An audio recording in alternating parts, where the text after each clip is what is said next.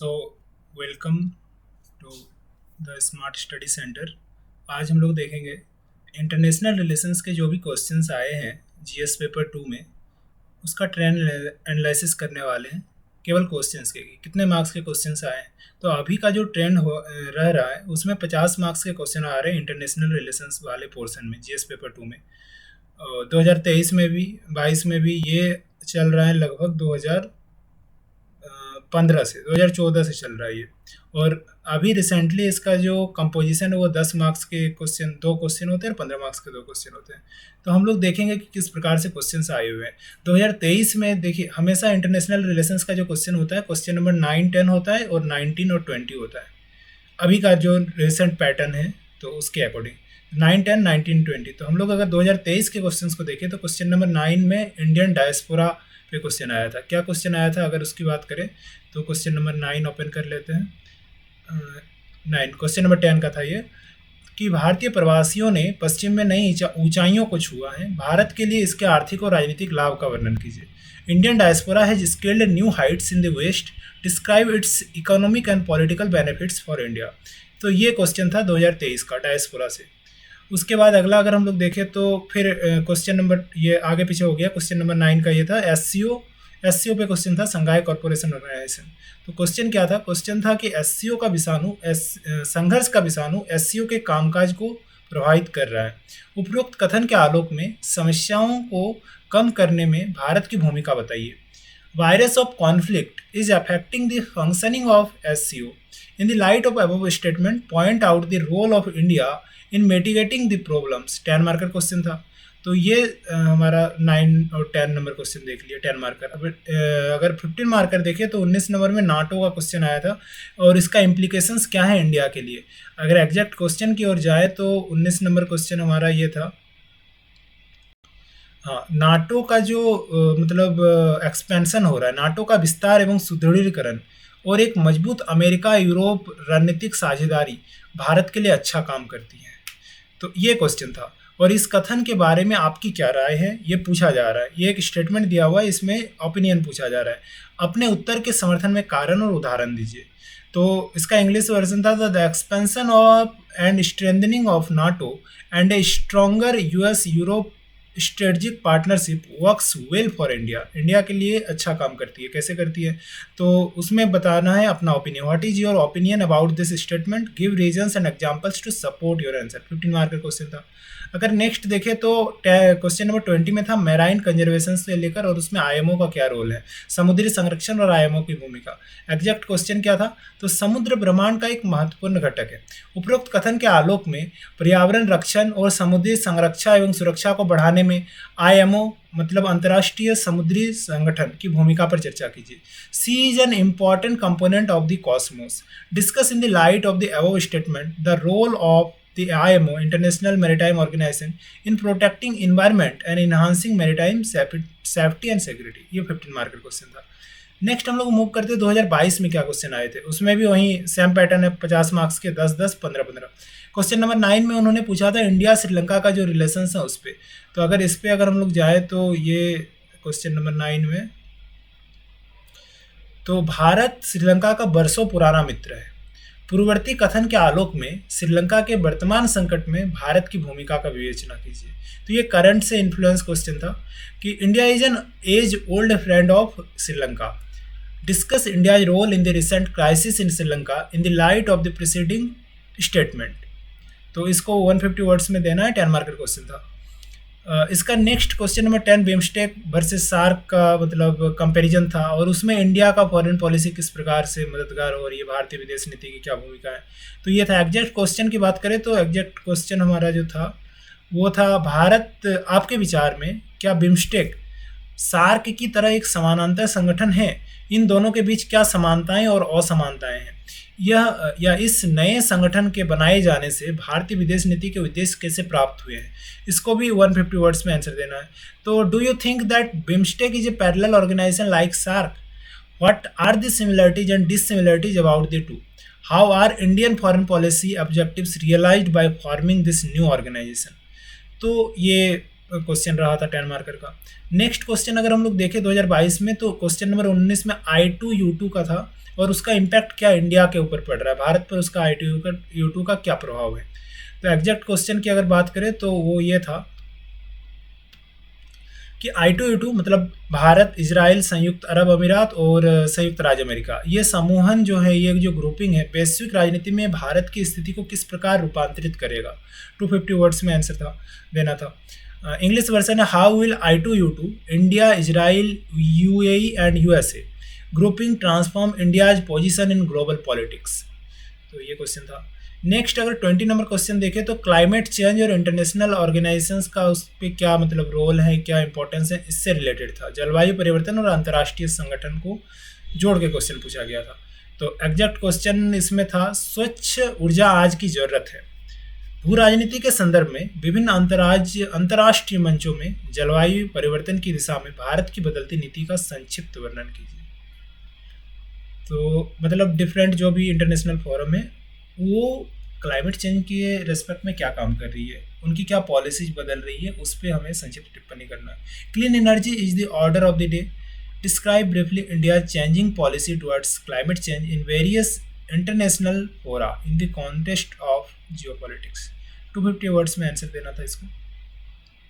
Next 2021 की ओर चले तो उसमें भी वही था, वही पैटर्न, 50 मार्क्स का। क्वेश्चन नंबर 9, इंडिया का क्या इन्फ्लुएंस है अफ्रीका पे, इससे रिलेटेड था ये क्वेश्चन।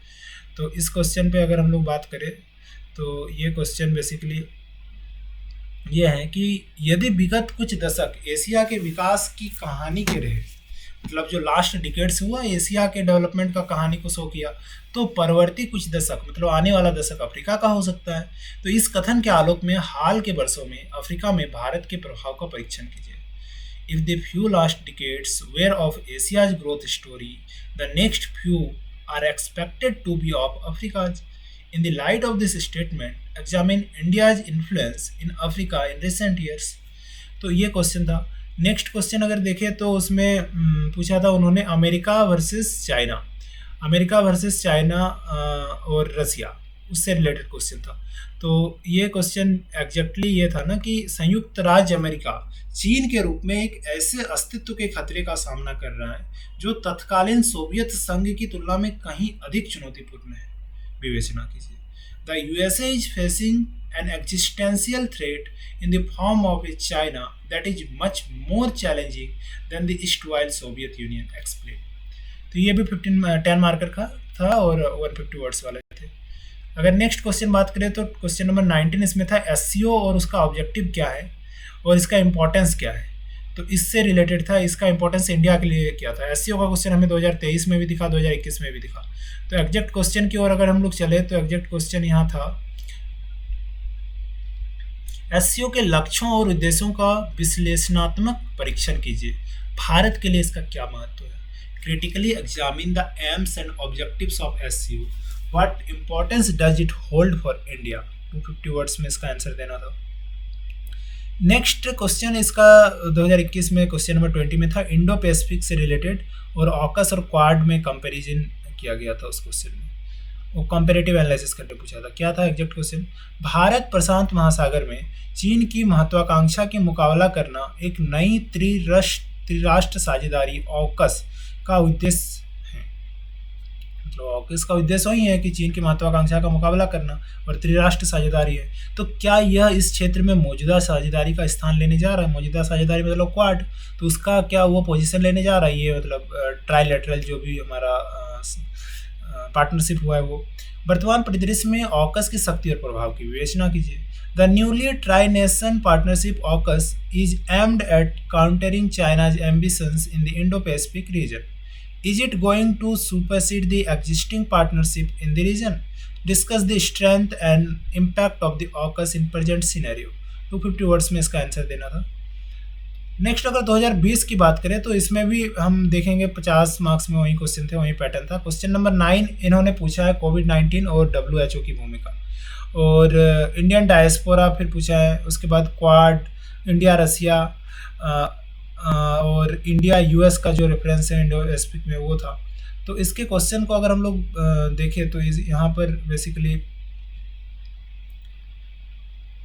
क्वेश्चन नंबर 9 में हमारा दिया हुआ था कि कोविड-19 महामारी के दौरान वैश्विक स्वास्थ्य सुरक्षा प्रदान करने में विश्व स्वास्थ्य संगठन WHO की भूमिका का समालोचनात्मक परीक्षण कीजिए। 150 words. Critically examine the role of WHO in providing global health security during the कोविड-19 पैंडेमिक। तो ये क्वेश्चन था। क्वेश्चन नंबर 10 था, अमेरिका और यूरोपीय देशों की राजनीति और अर्थव्यवस्था में भारतीय प्रवासियों को एक निर्णायक भूमिका निभानी पड़ती है। और भारतीय प्रवासी का क्वेश्चन हम लोग 2023 में भी देखे। तो Indian diaspora has a decisive role to play in politics and economy of America and European countries. तो इसमें बात है कि इसको कमेंट करना है एग्जाम्पल्स देके। तो 150 वर्ड्स का ये क्वेश्चन था। तो ये दो हो गया इंटरनेशनल रिलेशंस का। उसके बाद आगे भी यहाँ पर जैसे था क्वाड, चतुर्भुज सुरक्षा संवाद, मतलब क्वाड वर्तमान समय में स्वयं को सैनिक गठबंधन से एक व्यापारिक गुट में स्थानांतरित कर रहा है, विवेचना कीजिए। 250 वर्ड में था। तो quad is transforming itself into A trade block from A military alliance in present times, discuss. Next question था, भारत रूस रक्षा समझौते की तुलना में भारत अमेरिकी रक्षा समझौते की क्या महत्ता है। तो डिफेंस कॉपरेशंस की बात हो रही है। व्हाट इज दिस, इसमें बोल रहा है हिंद प्रशांत महासागरीय क्षेत्र में स्थायित्व के संदर्भ में विवेचना कीजिए। तो क्वेश्चन जो था उसका अगर इंग्लिश वर्जन पढ़े तो what is the significance of Indo US defence deals over Indo Russian defence deals, discuss with the reference to the stability in Indo Pacific region. तो ये क्वेश्चन था 2020 का। 2019 की क्वेश्चन बात करें तो 2019 में हमारा इंडो जापान रिलेशन पे क्वेश्चन था। यूएस ने विथड्रॉल कर लिया था यूनेस्को से, वो क्वेश्चन था। इंडिया का नया रोल किस प्रकार से क्रिएट हो रहा है as a leader of oppressed in marginalise nations. उसके साथ साथ अगर हम लोग देखें तो इसमें ये क्वेश्चन था, इंडिया और यूएस का रिलेशंस किस प्रकार है। तो एग्जैक्ट क्वेश्चन अगर देखा जाए तो वो ये था, भारत और जापान के लिए समय आ गया है कि एक ऐसे मजबूत समसामयिक संबंध का निर्माण करें जिसका वैश्विक और रणनीतिक साझेदारी को आविष्टित करते हुए एशिया एवं संपूर्ण विश्व के लिए बड़ा महत्व होगा। टिप्पणी कीजिए। The time has come for India and Japan to build a strong contemporary relationship, one involving global and strategic partnership that will have a great significance for the Asia and the world as a whole. Comment. तो ये question था। उसके बाद 10वां number question अगर देखें तो उसमें भी इन्होंने पूछा है कि आवश्यकता से कम नकदी और अत्यधिक राजनीति, मतलब आवश्यकता से कम नकदी और अत्यधिक राजनीति ने यूनेस्को के जीवन रक्षण की स्थिति में पहुंचा दिया यूनेस्को को। तो अमेरिका द्वारा सदस्यता त्याग करने और सांस्कृतिक संस्था पर इजराइल विरोधी पूर्वाग्रह होने का दोषारोपण करने के प्रकाश में इस कथन का विवेचना कीजिए। तो ये क्वेश्चन था। यूनेस्को से यूएस जो बाहर हुआ था वो बोला कि ये एक बायस है, एंटी इजराइल बायसनेस रखता है ये यूनेस्को, तो इसीलिए वो मतलब वापस हुआ था। तो इससे क्या मतलब प्रभाव पड़ेगा, इसका क्या प्रभाव पड़ेगा, इसी को पूछा गया, इसको विवेचना करने बोला है। नेक्स्ट हमारा क्वेश्चन जो था वो क्वेश्चन नंबर 19 है। उभरती हुई वैश्विक व्यवस्था भारत द्वारा प्राप्त नव भूमिका के कारण उत्पीड़ित और उपेक्षित राष्ट्रों के मुखिया के रूप में दीर्घकाल से संपोषित भारत की पहचान लुप्त हो गई है। विस्तार से समझाइए। तो long sustained image of India as a leader of the oppressed and marginalised nations has disappeared on account of its new found role in emerging global order. तो अभी जो नया ग्लोबल ऑर्डर हो रहा है उसमें इंडिया का position as a leader of oppressed and marginalised nations के रूप में हुआ है, तो इसके बारे में एलेबरेट करने बोला है। नेक्स्ट क्वेश्चन हमारा था, इंडिया और यूनाइटेड स्टेट्स के बीच जो संबंध हैं, संबंधों में जो खटास के प्रवेश का कारण वाशिंगटन की अपनी वैश्विक रणनीति में अभी तक भी भारत के लिए किसी ऐसे स्थान की खोज करने में विफलता है जो भारत के लिए आत्म समाधान और महत्वाकांक्षा को संतुष्ट कर सके। उपयुक्त उदाहरणों के साथ स्पष्ट कीजिए।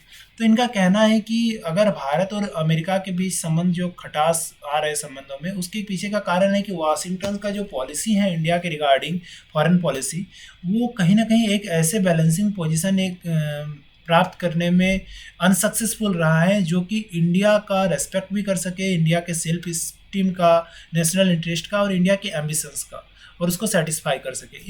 इसी चीज़ के कारण खटास रह रहा है। तो ये क्वेश्चन था। अगर नेक्स्ट हम लोग जाएँ 2018 में, तो उसमें भी इंडिया इजराइल का क्वेश्चन था। इंडिया का इंटरेस्ट क्या है सेंट्रल एशिया पे, अशकाबाद एग्रीमेंट 2018 उसके अकॉर्डिंग। डब्ल्यूटीओ रिफॉर्म्स पे क्वेश्चन था। उसके बाद यूएस का ईरान न्यूक्लियर पैक्ट कंट्रोवर्सी के कारण इंडिया का उस पर क्या इम्प्लीकेशंस हैं। तो ये क्वेश्चंस चार थे। अगर एलोबरेट करें क्वेश्चंस को तो हमें ये दिखेगा कि क्वेश्चन नंबर 9 जो था वो भारत इजराइल के संबंधों ने हाल में एक ऐसी गहराई एवं विविधता प्राप्त कर ली है जिनकी पुनर्वापसी नहीं की जा सकती है। तो इनका विवेचना कीजिए। क्वेश्चन का इंग्लिश वर्जन ये है, India's relation with Israel have of late acquired a depth and diversity which can't be rolled back, discuss. 150 words में था। क्वेश्चन नंबर 10 है, मध्य एशिया जो भारत के लिए एक हित का क्षेत्र है में एक अनेक बाह्य शक्तियों ने अपने आप को संस्थापित कर लिया है और इस संदर्भ में भारत द्वारा अशकाबाद जो एग्रीमेंट हुआ है, करार हुआ है 2018, उसमें शामिल होने के निहितार्थों पर चर्चा कीजिए। तो सेंट्रल एशिया में इंडिया का क्या इंटरेस्ट है, जहाँ पर कई मतलब एक्सटर्नल पावर्स वगैरह अपने आप को वहाँ इस्टेब्लिश कर रहे हैं। वहाँ पर एक अशकाबाद एग्रीमेंट हुआ था, उसमें अगर इंडिया शामिल हो गया तो उसका क्या इम्प्लीकेशंस होगा, इस पर पूछा गया। ए member of outside powers have entrenched themselves in Central Asia, which is a zone of interest to India. Discuss the implications in the context of India joining the Ashgabat Agreement 2018. तो ये था। Next जो question हम लोग देखे WTO का, तो व्यापार युद्ध, यदि व्यापार युद्ध के वर्तमान परिदृश्य में विश्व व्यापार संगठन को जिंदा बने रहना है तो उसके सुधार के कौन कौन से प्रमुख क्षेत्र हैं, विशेष रूप से भारत के हितों को ध्यान में रखते हुए, ये देखना है। तो what are the key areas of reform if the WTO has to survive in the present context of the trade war, specially keeping in mind the interest of India. तो ये क्वेश्चन था। नेक्स्ट क्वेश्चन इन्होंने पूछा था, इस समय जारी America और ईरान का जो नाभिकीय समझौता विवाद है उससे भारत के राष्ट्रीय हितों को किस प्रकार से प्रभावित करेगा और भारत को इस स्थिति के प्रति अपनी क्या रवैया अपनानी चाहिए। In what ways would the ongoing US Iran nuclear pact controversy affect the national interest of India, how should India respond to this situation. तो ये इसका क्वेश्चन था। नेक्स्ट अगर हम लोग देखें 2017 में, तो उसमें 50 मार्क्स से चाइना का ट्रेड सरप्लस किस प्रकार से उसे पोटेंशियल मिलिट्री पावर स्टेटस की ओर तब्दील कर सकता है और इंडिया में क्या इंप्लीकेशंस होगा। इकोसॉक पे क्वेश्चन था।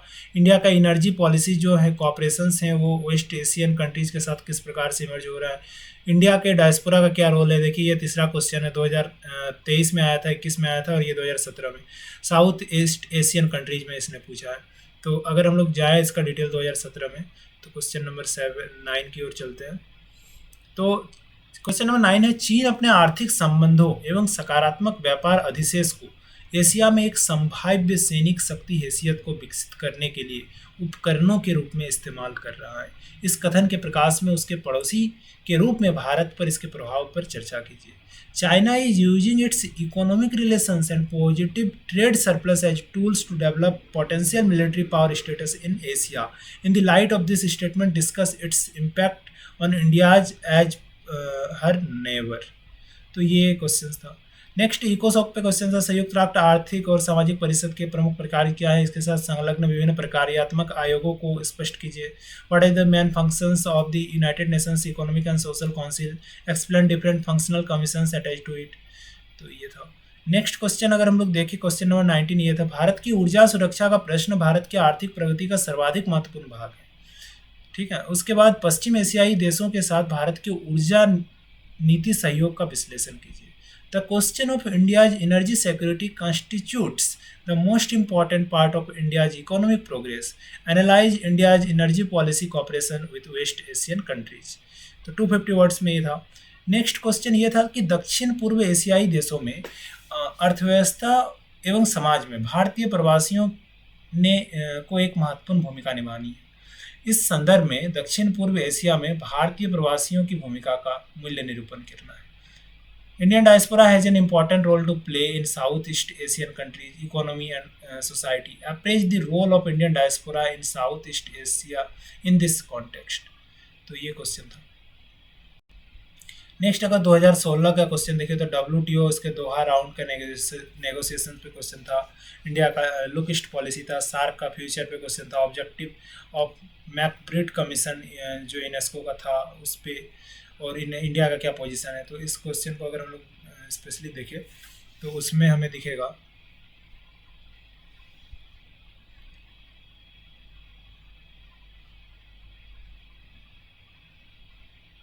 हाँ, डब्ल्यूटीओ के अधिक व्यापक लक्ष्य और उद्देश्य वैश्वीकरण के युग में अंतर्राष्ट्रीय व्यापार का प्रबंधन और प्रोन्नति करना है। तो उसका लक्ष्य और उद्देश्य वही है, परंतु संधि और वार्ताओं की दोहा परिधि मृत्योन्मुखी प्रतीत होती है, जिसका कारण विकसित और विकासशील देशों के बीच मतभेद हैं। भारतीय परिप्रेक्ष्य में इस पर चर्चा कीजिए। The broader aims and objectives of WTO are to manage and promote international trade in the era of globalization, but the Doha round of negotiations seemed doomed due to differences between the developed and developing countries discussed in the Indian perspective। तो ये मतलब पूरा WHO के structural जो मतलब challenges हैं उस पर बात कर रहा है।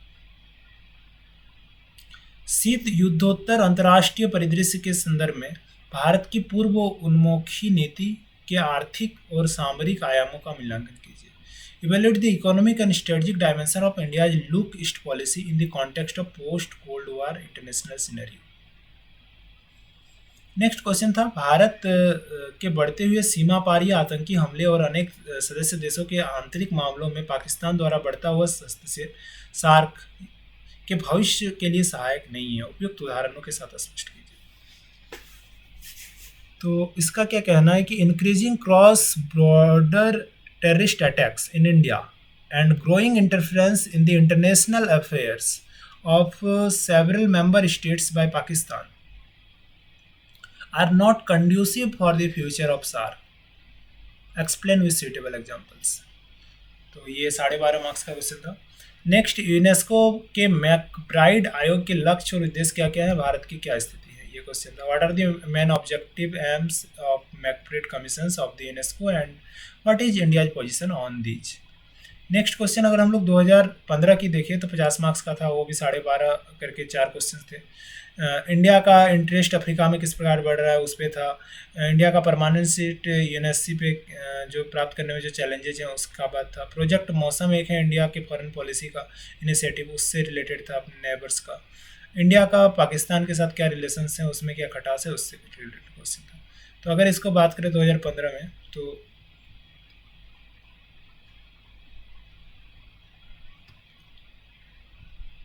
हाँ, अफ्रीका में भारत की बढ़ती हुई रुचि के सकारात्मक और नकारात्मक पक्ष हैं, दोनों हैं, पॉजिटिव और नेगेटिव दोनों मतलब इम्प्लीकेशंस है। समालोचना पूर्वक परीक्षण कीजिए। Increasing interest of India in Africa has its pros and cons, critically examine.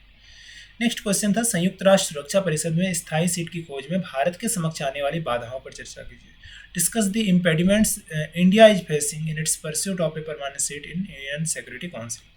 Next question था, प्रोजेक्ट मौसम को भारत सरकार की अपनी पड़ोसियों के साथ संबंधों को सुदृढ़ करने की एक अद्वितीय विदेश नीति पहल माना जाता है। प्रोजेक्ट मौसम एक यूनिक फॉरेन पॉलिसी माना जाता है। तो इस परियोजना का एक रणनीतिक आयाम भी है, चर्चा कीजिए। आतंकवादी गतिविधि और परस्पर विश्वास ने भारत पाकिस्तान संबंधों को धूमिल बना दिया है। खेलों और सांस्कृतिक आदान प्रदानों जैसी मृदु शक्ति किस सीमा तक दोनों देशों के बीच सद्भाव उत्पन्न करने में सहायक हो सकती है। तो उदाहरणों के साथ चर्चा कीजिए। Terrorist activities and mutual distrust have clouded India Pakistan relations. To what extent the use of soft power like sports and cultural exchange could help generate goodwill between the two countries. Discuss this with suitable examples. तो ये है। Next अगर हम लोग देखें 2016 में 14 में तो वहाँ भी 50 मार्क्स के क्वेश्चन थे। वहाँ हालांकि 50 मार्क्स नहीं, वहाँ ज़्यादा थे क्योंकि 5 क्वेश्चन उन्होंने पूछा था। और देख लेते हैं इसको।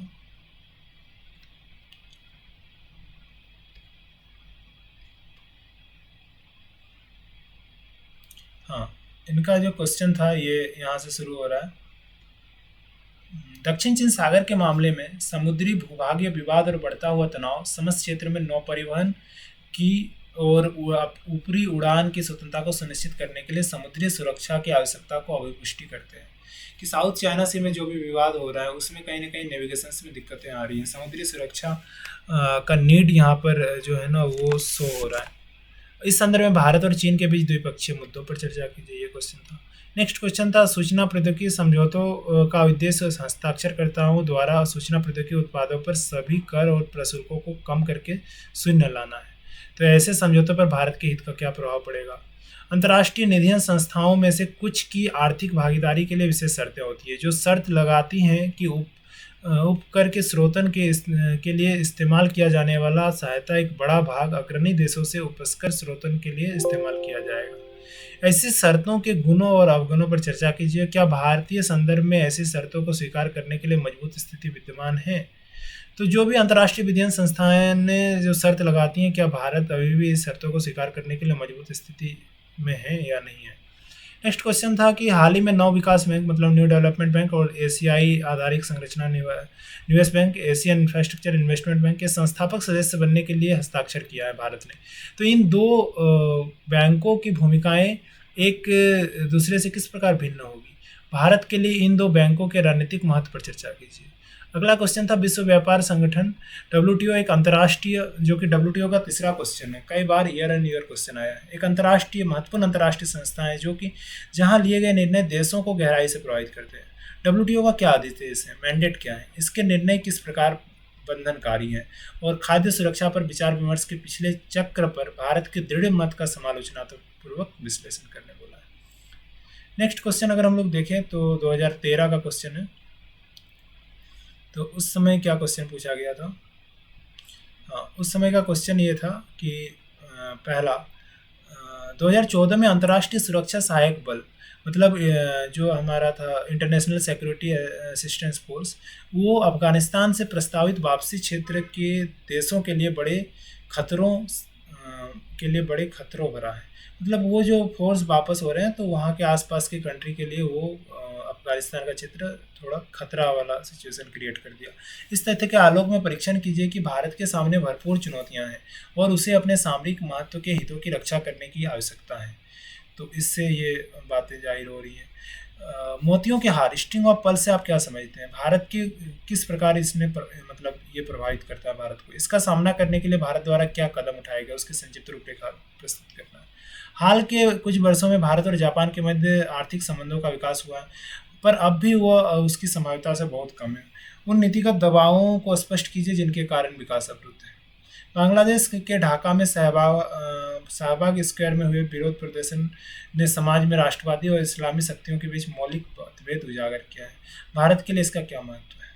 मालदीव में पिछले 2 वर्षों के में हुई राजनीतिक घटनाओं की विवेचना कीजिए। बताइए कि क्या ये भारत के लिए चिंता का विषय है? भारत और श्रीलंका के बीच के संदर्भ में विवेचना कीजिए कि किस प्रकार आंतरिक कारक विदेश नीति को प्रभावित करती हैं।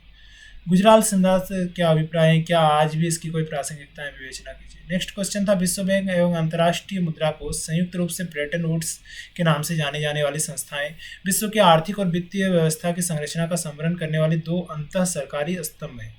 पृष्ठीय रूप से विश्व बैंक और अंतर्राष्ट्रीय मुद्रा कोष दोनों की अनेक समान विशिष्टताएं हैं, तथापि उनकी भूमिका, कार्य और उद्देश्य स्पष्ट रूप से भिन्न है।